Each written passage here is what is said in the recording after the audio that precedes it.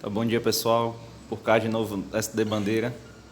Continuando aqui na questão dos direitos do artigo 52 e a elegibilidade do artigo 53. Então, aqui eu elenquei os mais importantes, né, que o artigo 52 traz vários direitos aí, vários incisos, mas muitos bem fáceis, só acompanhar uma leitura prévia que dá para pegar de boa. Aí eu trouxe os principais, que merecem um pouquinho mais de explicação, e o artigo 53, que fala da elegibilidade do militar. Então vamos aqui para o inciso primeiro, né, em que ele traz que um dos direitos que os militares têm é a garantia da patente, no caso do oficial, e a graduação no caso do praça. É o primeiro inciso. O segundo, ele traz a questão da estabilidade, onde o oficial, ele vem dizer que o oficial é estabilizado desde a investidura dele no cargo, assim que ele assume o posto, né? O posto dele como tenente, ele já está estabilizado. E já o praça, quando ele entra como soldado, ele tem que passar mais de 3 anos de serviço para poder adquirir a estabilidade. Então, o praça, com 2 anos, ainda não está estabilizado. Só quando ele ultrapassa os 3 anos de serviço, 3 anos e 1 dia, aí ele já adquire a sua estabilidade. O inciso 10 traz a questão da exoneração, que é um direito também do militar. Exoneração, que no nosso caso não é punição, como eu trouxe aqui embaixo, e só pode ser a pedido, né? Quando o militar quer sair da corporação por algum motivo, porque passou em algum concurso, ou porque realmente não se identificou e quer sair, aí ele pede, é direito dele pedir essa exoneração. Né? Mas, recapitulando, não é uma punição. Em outros cargos a gente escuta muito aí, em outras áreas, o servidor ser exonerado, né, como forma de uma punição por alguma coisa, algum tipo de crime. Mas, como eu já disse em outro vídeo, aqui nos militares estaduais, né, na nossa legislação, a exoneração somente é a pedido. O porte de arma, que é algo que muita gente fala, né, muita gente quando entra, ou quando quer entrar, tem interesse, pergunta logo sobre o porte de arma e tal. Então, a gente vai primeiro diferenciar porte de posse, né? A posse é você ter em casa, você ter aquele direito de ter em casa, que é o que o governo federal hoje em dia está em discussão, né, com a população, porque muita gente não entende a diferença. Então, no caso, o governo quer a posse, né, para que você possa ter em casa a arma, como forma de defesa da propriedade, como é nos Estados Unidos também e tal. E no nosso caso a gente tem um porte, que a gente pode ter tanto em casa como pode portar aí quando a gente sai para algum canto, enfim. É livre acesso em qualquer lugar com a arma. Então ele traz a situação, porte de arma, tanto o oficial como o praça tem o direito ao porte de arma, e aí ele traz as situações que pode ter e as situações que não pode ter. No caso aqui para o oficial, tanto o ativo como o inativo pode portar, né? Tanto quem está no serviço ativo como quem está na reserva remunerada, ou mesmo os reformados, salvo medida cautelatória, que ele traz aqui, que nessas situações que eu vou explicar, o militar não vai poder ter esse porte de arma. Né? Uma medida do controlador geral, né? Ele que é competente para o ato dessa medida cautelatória. Em 3 situações a lei traz. A primeira, na inativação por alienação mental, né? No caso o praça teve algum surto mental, né? Adquiriu alguma moléstia mental, e aí ele é inativado por causa disso. Então ele não vai poder, mesmo na inatividade, tem nessa previsão aqui, ele não vai poder portar arma. No segundo caso, quando o militar for condenado a uma condenação que desaconselha o porte, né, por alguma situação achou-se melhor ele ser desaconselhado o porte dele, então ele não vai poder portar também. Ou então fala também no processo regular, né, no caso do praça estar respondendo o oficial está respondendo um conselho de justificação. Então, no caso, ele está respondendo um processo que pode botar ele para fora da corporação e tal. Então, também nessa situação, ele não vai poder portar arma. Aí, já na questão do praça, são as mesmas regras dos oficiais, né, que eu acabei de explicar, mais uma regulamentação, que a lei não especifica qual é, mas diz que quem vai regulamentar é o comandante-geral. Então, a lei só se restringe a isso quanto ao praça. Aí, no inciso 14, ele traz o livre acesso, que é uma outra questão polêmica aí, que muita gente, até mesmo que está dentro, já não entende, às vezes. Né, eu coloquei aqui entre aspas a carteirada, né, que todo mundo acha que o militar pode chegar em qualquer canto, dar a carteirada, né, que é mostrar funcional e entrar numa festa e tal, na folga, para entrar de graça, um show. Mas não é bem assim. Nesses casos que acontece, geralmente são concessões do dono da festa, do dono da casa de show, enfim. Mas não é uma obrigatoriedade. Se torna obrigatório nessas situações aqui, né, quando o militar está em serviço em razão deste, a locais sujeitos à fiscalização. Pode até ser nessas próprias festas e tal, mas aqui no caso é no bombeiro está de serviço, por exemplo, ou em razão deste, né? Quando ele está no objeto de serviço, aí ele vai na festa dessa, ver se está tudo ok, se os procedimentos de segurança foram atendidos, enfim, faz aquela parte de vistoria.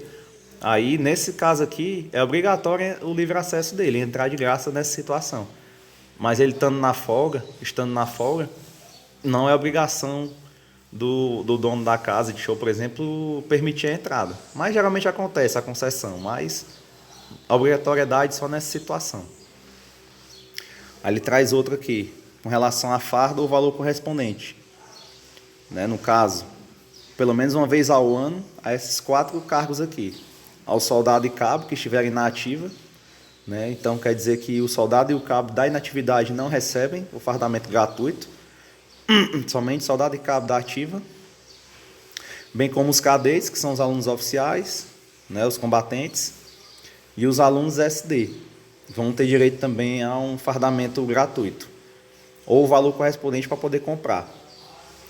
Os demais militares, em regra, têm que comprar seu fardamento, de sargento para cima, mas a lei traz uma situação em que eles podem receber gratuitamente também. Não especifica bem a situação específica, né? É ótimo, né? Especificar bem a situação específica. Mas, enfim, deu para entender. Ela não delimita a ocasião específica. Ele diz que em ocasiões especiais, os demais militares também receberão. O que acontece muito quando é a troca de fardamento. Quando as corporações mudam de farda, adotam uma farda nova. E aí acaba que a corporação acaba pagando esse uniforme para todo mundo. Mas, em regra geral, só quem recebe gratuitamente são esses 4 aqui, que eu falei. Soldado e cabo da ativa, e os cadetes e alunos soldados. O outro inciso aqui, 32. Afastar-se. Né? Ela traz uma regra que o militar pode afastar-se até 2 horas por dia, né? No caso dele do serviço, por prorrogação do início. Ele pode iniciar o serviço dele mais tarde, ou antecipação do término, terminar o serviço mais cedo, em 2 horas. Por exemplo, o plantão administrativo. O militar entra às 8 horas da manhã, mas ele pode entrar ou às 10, ou, como ele termina às 17, pode sair às 15. E aí ele traz a situação específica que pode fazer isso, não é em qualquer situação. É no caso do militar que tem um filho ou algum dependente, né? No caso aqui, a esposa do militar, por exemplo, que sofre de alguma moléstia ou doença grave e irreversível. Tem algum problema que se torna um dependente ou o filho dele totalmente dependente dele, e aí ele tem que levar, sei lá, para algum tratamento, alguma coisa específica, e aí ele pode usar esse período, né, da prorrogação do início ou antecipação do término do serviço dele para poder levar esse filho, esse dependente, para essa consulta, esse tratamento, né, e tem que ser comprovado pela junta médica da corporação, né. Ele vai levar esse filho, esse dependente lá para a junta médica, e aí comprovando, né, confirmando essa moléstia ou doença grave irreversível, o militar também vai ter direito a isso aqui. E para encerrar, a questão da elegibilidade, né? Como qualquer cidadão, o militar também pode se candidatar a cargos políticos, né? Mas ele traz as situações específicas do que acontece em cada situação. No inciso primeiro, ele traz a situação do militar que tem menos de 10 anos de serviço. Né? Então, a partir da candidatura dele, ele já vai ter esses prejuízos aqui, que eu elenquei embaixo. Já vai perder o cargo, né? A partir do momento que ele registrou a candidatura dele na Justiça Eleitoral, ele já vai automaticamente perder o cargo dele.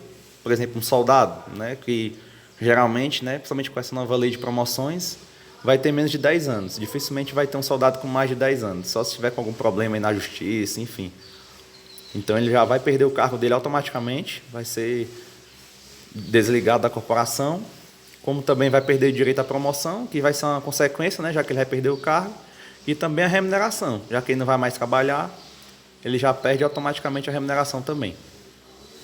Aí ele traz a segunda situação, que é um militar que tem, eu botei aqui igual ou mais para facilitar o entendimento, é um militar que tem 10 anos ou mais de serviço.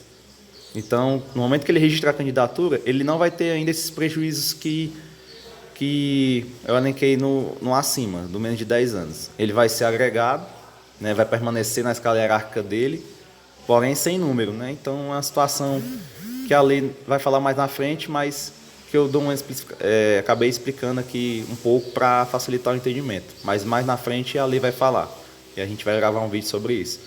Que é um ato do comandante geral, né? Ele vai se tornar agregado quando registra a candidatura. Aí aqui não vai ter perda da remuneração, né, durante esse período. Aí ele traz a situação se eleito. Se eleito, o militar passa automaticamente para a reserva remunerada com os proventos proporcionais. O que seria isso? Proventos seriam os salários, os vencimentos do militar. Por exemplo, o militar com 15 anos, é terceiro sargento, por exemplo, ele foi eleito, então ele passa para a reserva remunerada recebendo proporcional a 15 dias. Né, como ele tem 15 anos, ele vai receber 15 dias. Então vai receber metade do salário que ele recebia antes, na reserva remunerada. Fora o salário dele de político, né? Isso aqui é o salário da corporação, estando na reserva remunerada. E para terminar, a questão do suplente, em que ele traz somente assim, inciso igual ao inciso anterior, né? Procede da mesma forma. Então, no militar, no caso de suplente, quando ele assumir o cargo, né? Por exemplo, o suplente está ali na espera, se alguém vagar aquele cargo de deputado, por exemplo, para subir alguma secretaria, então ele assumindo o cargo de deputado, né, ele vai entrar na mesma forma aqui do inciso anterior, passa para a reserva remunerada com proventos proporcionais. Então, no mais é isso, né, com relação aos direitos e a elegibilidade do militar. E em breve a gente volta aqui com um novo vídeo sobre um novo assunto do Estatuto.